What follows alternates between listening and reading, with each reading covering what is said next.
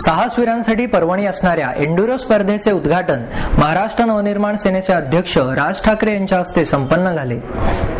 पुणेरी ढोलताशांचा गजर, स्पर्धकांचं एकमेकांना चीअरअप करणं, स्पर्धेआधीचा वॉर्मअप करत जल्लोषात ॲडव्हेंचरस लोकांचं आकर्षण असलेल्या एंडुरोला सुरुवात झाली.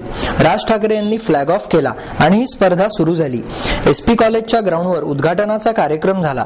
यावेळी एंडुरोचे संयोजक प्रसाद पुरंदरे उपस्थित होते. खडकवासला, सिंहगड, राजगड आणि पानशेत हा प्रवास पूर्ण करण्यासाठी सकाळी सायकलला टांग मारून ही मंडळी सिंहगडकडे रवाना झाली. हातात मॅप होताच 3 दिवसात स्वतःसकट आलेल्या सहकाऱ्यांची काळजी घेत रेस पूर्ण करावी लागते. कितीही म्हणलं तरी शॉर्टकट मारता येत नाही, कारण प्रत्येक टप्प्यावर स्टॅम्प घेऊन प्रत्येक टप्पा पूर्ण केल्याची निशाणी दाखवावीच लागते.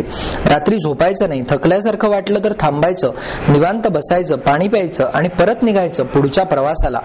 देशभरातून 150 टीम्सने या स्पर्धेत सहभाग घेतला आहे. उद्घाटनानंतर निघालेले स्पर्धक ट्रॅफिकचे सगळे नियम पाळत सिंहगडच्या पायथ्यापर्यंत गेले आणि खरा थरार सुरू झाला. ट्रेकिंग, भाटघर धरणात kayaking, mountain cycling, river crossing अशा वेगवेगळ्या ॲडव्हेंचर्सचा थरार अनुभवत स्पर्धकांना ही स्पर्धा पूर्ण करावी लागणार आहे. यावेळेला टोटल टीम्स जेवढे पार्टिसिपेट करत आहेत ते आहेत अराउंड 160 टीम्स. तसं बघितलं तर कमीत कमी चांगलं 500 लोकांचा पार्टिसिपेशन आहे यावेळेला.